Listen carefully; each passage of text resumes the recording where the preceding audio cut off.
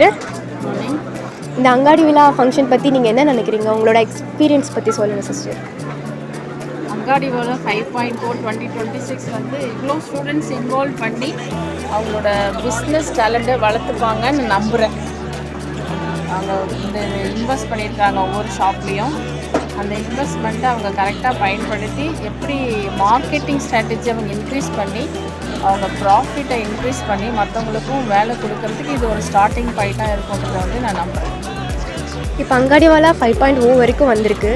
இதை பற்றி நீங்கள் என்ன நினைக்கிறீங்க சிஸ்டர்?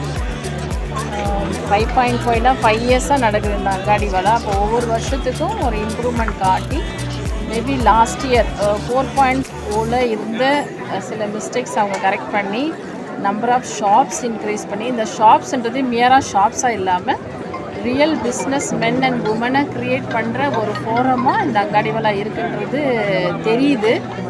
ஏன்னா அலுமினி எல்லாம் பார்க்கும்போது அவங்க இதுலேருந்து அந்த ஸ்ட்ராட்டஜி பிளானை எடுத்து அவங்க வளர்ந்துருக்கலாம் அப்படின்றது ஒரு ஆஸ்பெக்டாக இருக்குது. ஸோ இந்த 5.0 வந்து 6.0க்கு இன்னும் பெரிய பெரிய ஸ்ட்ராட்டஜியை உள்ளே கொண்டு வரோன்றது இது முதல் படிக்கட்டாக நான் நினைக்கிறேன்.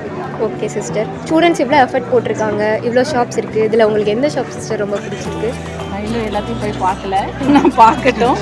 பார்த்த பிறகு அதுக்கு நான் ரைட்டாக ஆன்சர் பண்ணுறேன். பட் ஓகே, டிஃப்ரெண்ட் ஷாப்ஸ் அந்த பேனர்ஸ் அதிலெல்லாம் பார்க்கும்போது ஆர்கானிக்கும் நிறைய உள்ளே இருக்கிறதா நினைக்கிறேன். இந்த ஷாப்ஸ் எல்லாம் கொஞ்சம் மறைஞ்சு போகுது இதெல்லாம். ஸோ இதெல்லாம் ஒரு யூஸ்ஃபுல்லாக இருக்கும், ஹெல்த் ஓரியன்டாக, ஹெல்த் கான்ஷியஸாக இருக்கும், ஹைஜீனிக்காக இருக்கும் அப்படின்னு நான் நினைக்கிறேன். பார்ப்போம், இருந்தாலும் எல்லாத்தையும் போய் பார்த்துட்டு அதுக்கெலாம் நான் கொஞ்சம் ஆன்சர் பண்ணுறேன். Okay sister, thank you.